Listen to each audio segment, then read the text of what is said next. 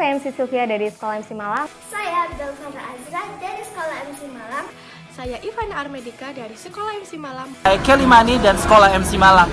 Good 18. Dan ini dipersembahkan oleh Sekolah MC Malang.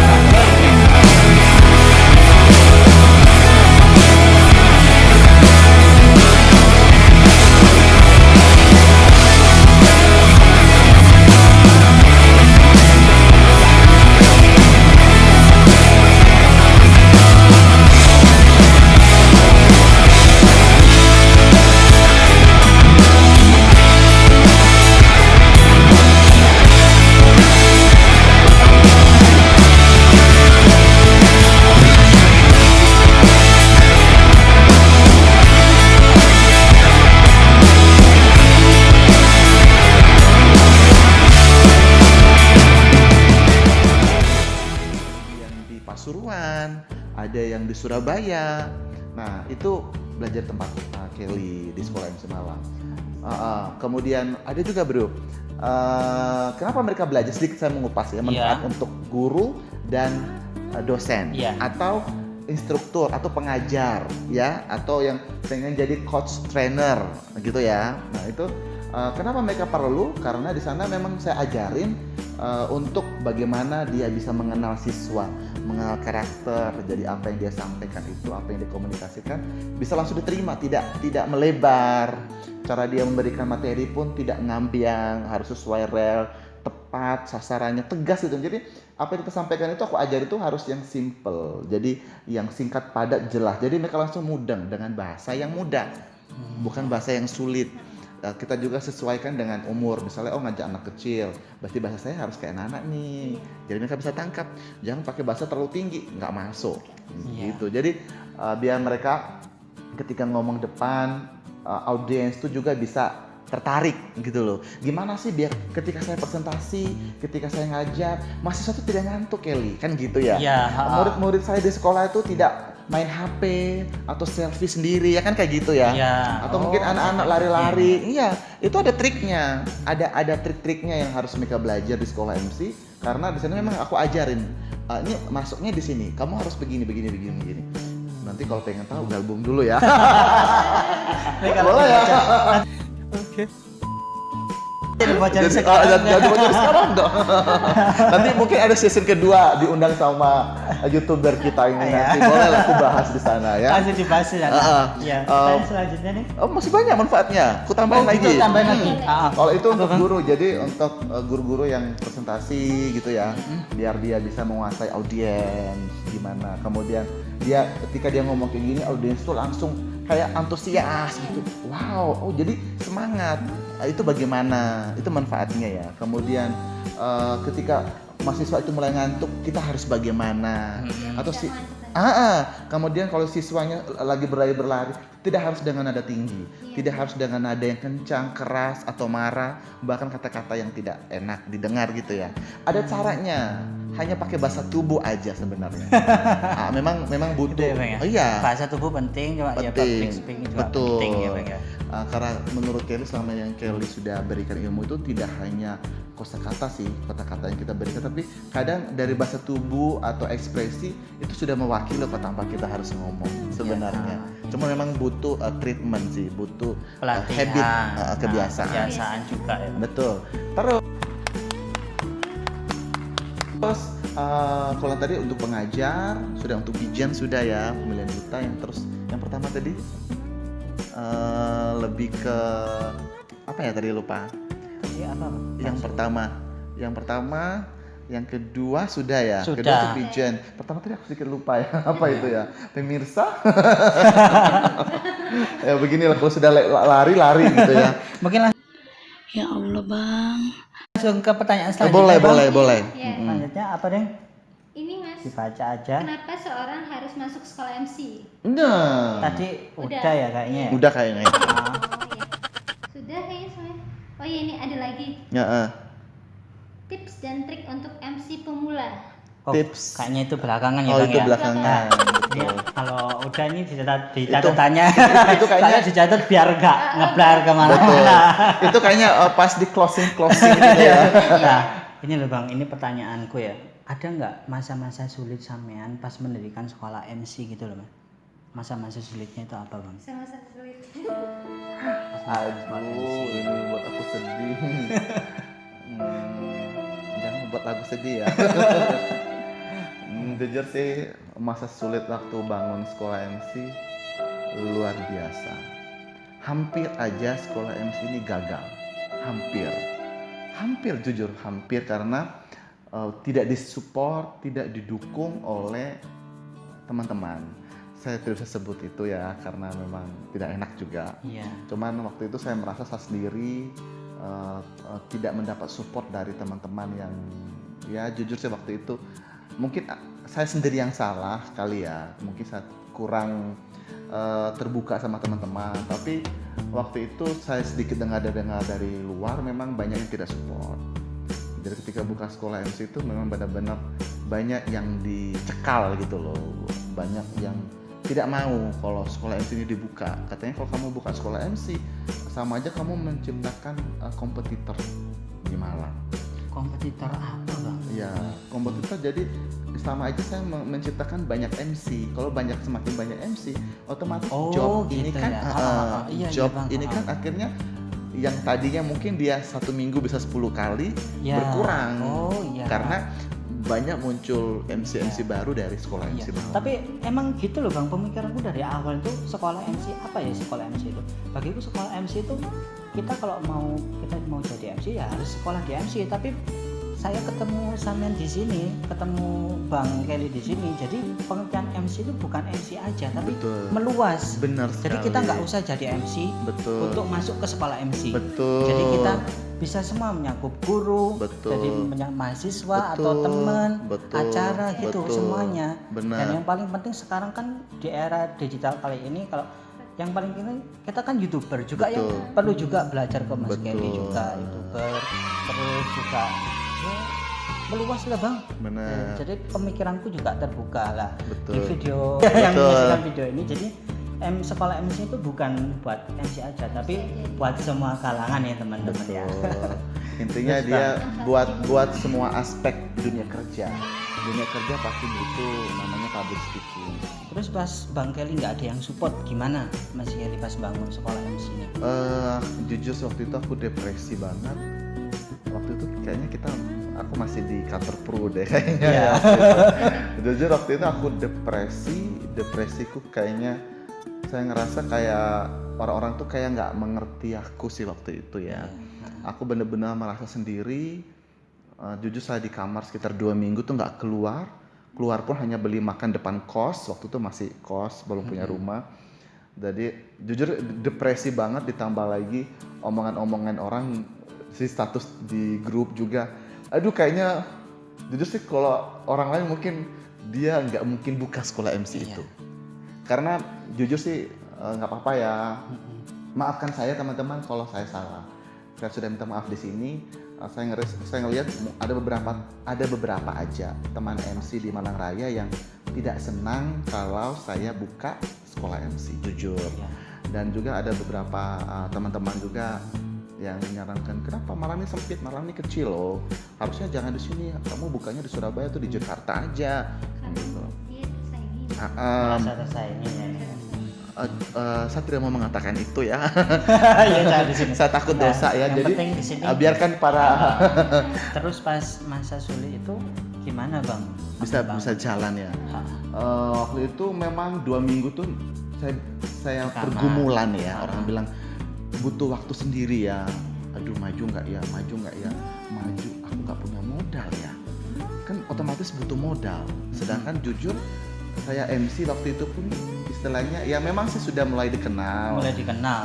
Kata teman-temanku waktu itu lagi naik down katanya gitu.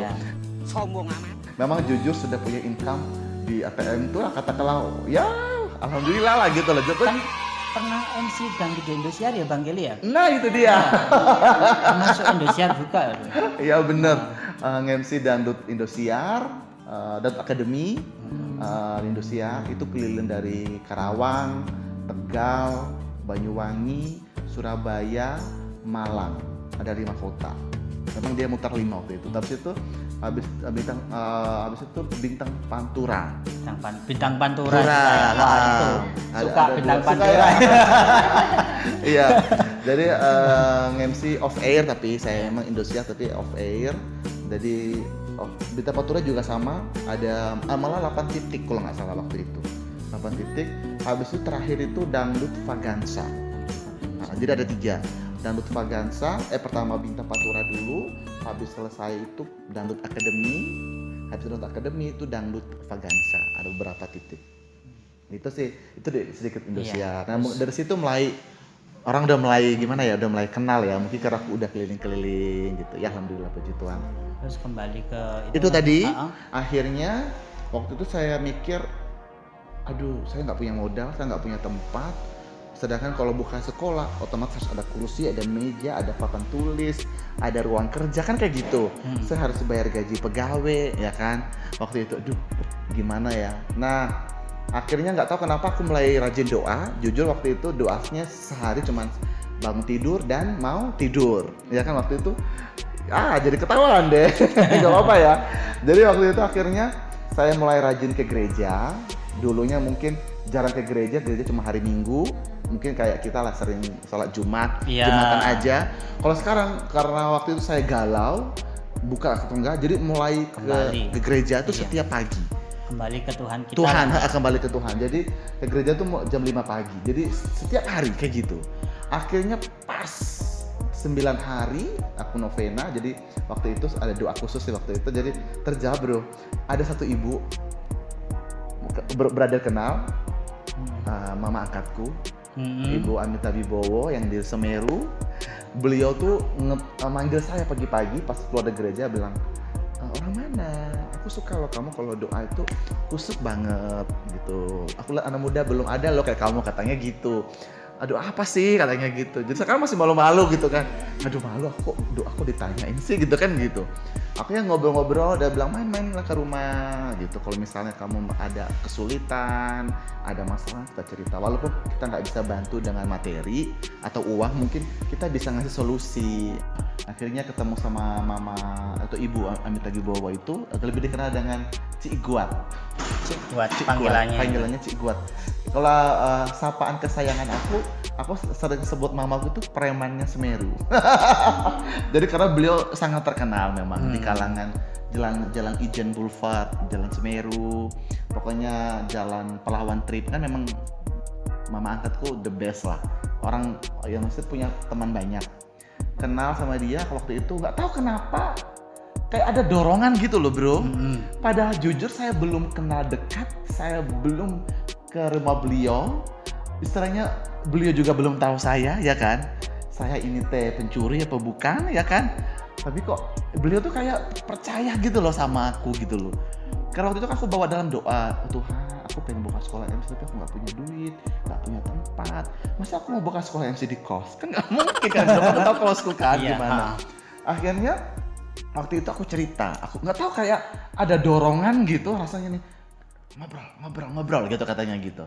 Aku cerita, Bu aku sebenarnya sih pengen buka sekolah MC, cuma saya ini nggak punya tempat, jadi bingung.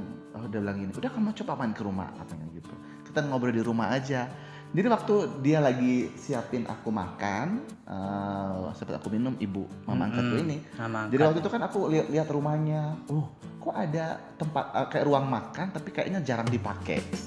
Ya semacam kayak ruang makan keluarga, memang udah lama banget tapi karena sekarang kan tinggal mereka berdua ya, dulu kan masih lengkap keluarganya, jarang dipakai. Aku bilang, aduh kayaknya ini deh, coba deh aku ngomong habis makan gitu. Habis makan dia bilang, aku bilang, aduh mah, aku manggil dia mami. Mami boleh nggak aku pakai kamar yang sebelah itu, ruang makan itu buat sekolah MC? Kecil loh tempatnya katanya gitu. Emang boleh, nggak apa-apa tak katanya gitu. Gak tau waktu itu kayak ada dorongan, gak apa-apa deh kayaknya. Untuk aku kan cuma latih, orang ngomong-ngomong latih, udah nggak butuh yang spare gede kan waktu itu. Terus dia bilang sih, ya udah kamu bersih-bersih aja, suruh teman-teman kamu atau siapa bersih-bersihin, udah bilang gitu. Waktu itu aku sudah punya asisten, walaupun ya, asisten ya buat MC itu. Waktu itu asistenku Amir kalau nggak salah, Amir. dibantulah bersih-bersih di situ, bersih-bersih kita.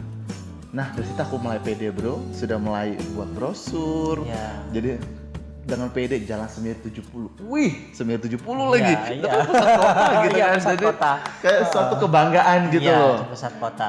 Jadi waktu itu aku mulai berani, jadi aku share buka sekolah MC Malang gitu, grand opening kayak gitu-gitu kan. Jalan Semir 70. Wow. Semua tuh kayak kaget gitu kan, kaget. Jadi waktu itu kayak sudah dibuka, musuh tuh kayak makin banyak gitu loh. Maksudnya musuh tuh kayak makin banyak, kayak hatersku tuh makin menjadi gitu. Jadi Iya. aku tuh kayak makin gila, kayak apa ya?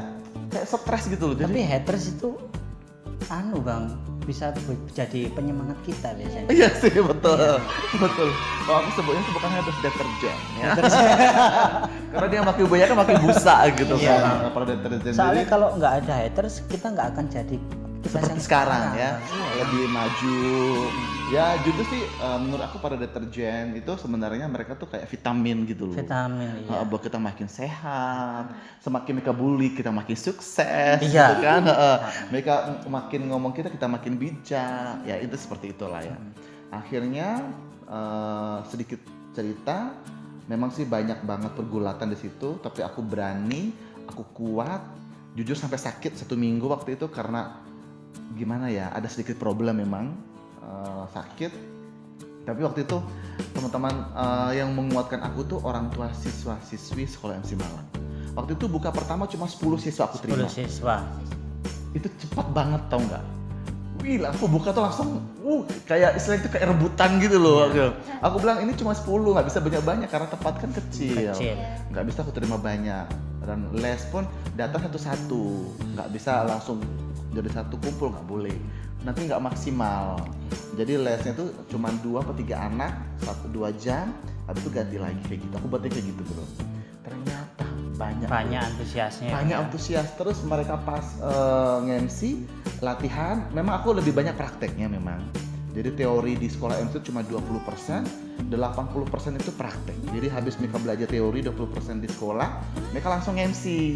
Kayak langsung MC Surabaya, di Kediri, di Probolinggo, Ponorogo, Mojokerto, Tuban, Tulung Agung, terus Blitar. Mereka keliling Jawa Timur lah, Trenggalek. Jadi kita pas masuk sekolah MC ini link-linknya juga banyak, nambah temen juga. Iya nambah benar, juga, gitu betul. Ya. Yang terpenting ya ngelatih mental. Melatih mental. Iya, mungkin betul. itu sekilas berdirinya awal itu ya kan, Sekolah sekolah MC MC Malang. Malang. Terus untuk orang-orang yang pemula ya Bang, apa tips-tipsnya buat teman-teman nih Bang yang Baik. menyaksikan di video kali ini? Baik. Nah, buat teman-teman, tadi sudah dengar banyak ya. Maafkan kita kalau sudah ngomong makin berbusa. Ya. Tapi apapun itu semoga ada hikmahnya. Yang tidak baik dibuang ya. Gak usah dipakai. Kalau misalnya merasa itu bermanfaat, teman-teman share juga ke teman-teman yang lain. Nah, tips and trik untuk MC pemula atau Pemula atau buat semuanya, buat semuanya lah, ya. public speaking lah buat Bang ya. public speaker ya. Untuk teman-teman public speaker di luar sana atau menjadi guru, siapapun atau coach trainer, motivator atau yang mau lama kerja, apapun semua ya. Mungkin saya ngambil contoh sedikit aja untuk pemula. Saya bilang pertama ya, sering-sering melek Google. Jadi searching di Google. Kalau misalnya apa sih tahap-tahap untuk menghadapi wawancara kayak gitu. Jangan malas tahu, memang harus aktif. Iya. Lihat YouTube, habis itu konsultasi sama teman yang sudah pernah wawancara ya. Wawancara kemarin kayak gimana sih? Dia pertanyaan apa aja sih? Mungkin itu sebagai tambahan, ya kan? Nah, kalau untuk yang guru, dosen, motivator atau public speaker yang sering ngomong depan orang banyak atau teman-teman yang suka presentasi gitu kan.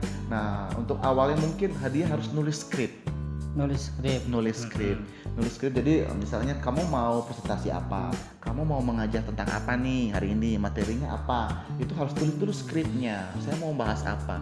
Jadi ada kisi-kisinya, langkah-langkahnya dibuat dulu, habis itu kita tulis skripnya.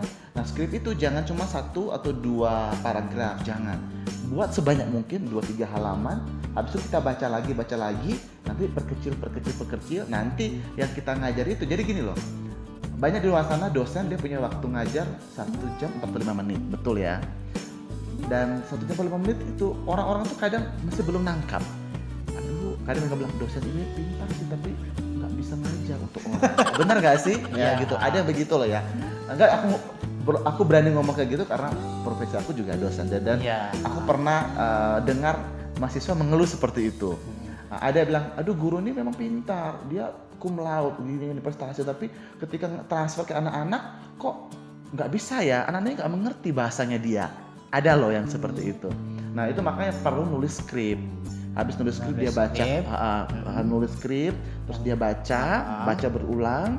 Habis itu menghadap ke cermin, kemudian dia baca cermin, kemudian sama HP rekam langsung video. Sekarang kan sudah bisa video muka kita sendiri kan, videoin, nanti perbaikin intonasi, kemudian nadanya, volume suara. Kalau misalnya kita ngajar di kelas yang ruangnya kecil, berarti volumenya harus standar. Kalau misalnya yang di gedung besar, berarti volumenya harus yang up, yang up high gitu loh ya, gede, suaranya harus gede, banter.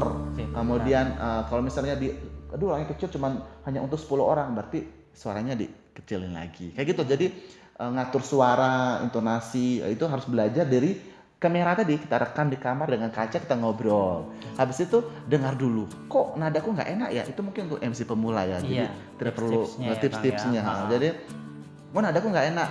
Tadi aku udah wawancara nih. Kok cara duduk saya mungkin kurang bagus. Oh saya bongkok, nah, kayak gitu misalnya kayak gitu kan. Mungkin nada saya terlalu kecil deh, suaraku kecil. Coba tak suaraku rada banter kan gitu ya.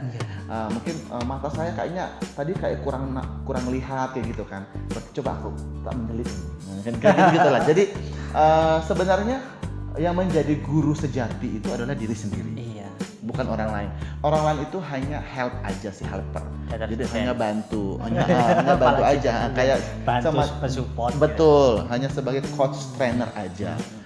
Kembali ke kita kalau punya niat, punya semangat, kemauan, saya yakin tips trik yang di awal tadi bisa.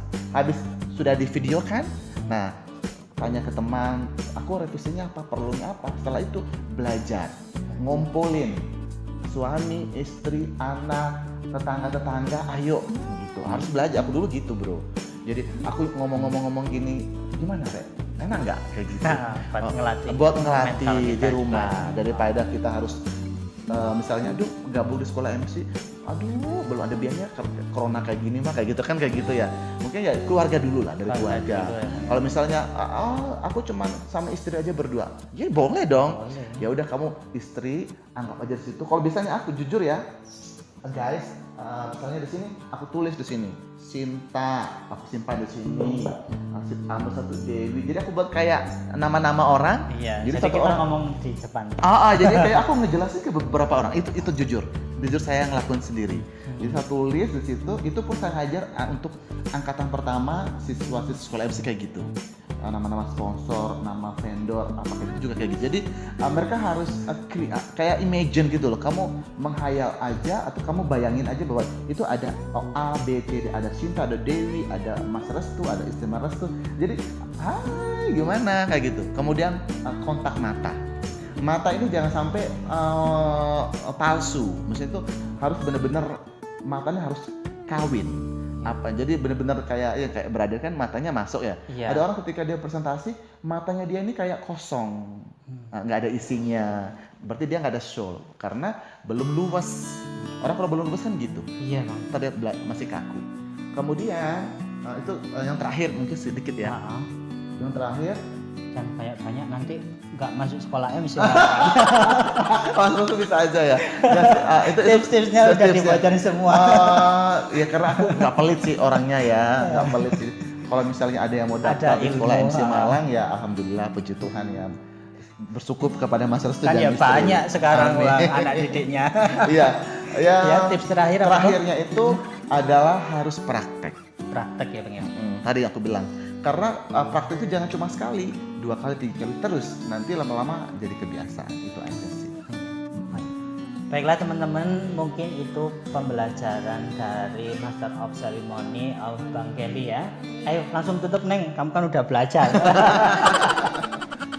Ya teman-teman, sampai di sini dulu wawancara kita sama Mas Kelly. Sampai jumpa di video kita selanjutnya, di video orang-orang yang intinya bermanfaat ya buat bagi ya. Karena sebaik-baiknya orang itu adalah orang yang paling bermanfaat untuk semuanya. Jadi di channel Suatu Family ini kita ingin khusus orang-orang yang bisa bermanfaat dan bisa meng-share ilmunya ya buat teman-teman. Ya. Jangan lupa like, komen, dan share ya. Jika kalian suka video ini, bila ada yang mau ditanyakan mungkin langsung komen di bawah ini, atau mau belajar langsung follow Instagramnya. Betul. MC Sekolah MC Malang untuk Sekolah MC Malang. Kalau YouTube aku MC Kelimani. Nomor teleponnya nanti bisa ke saya. Assalamualaikum warahmatullahi wabarakatuh.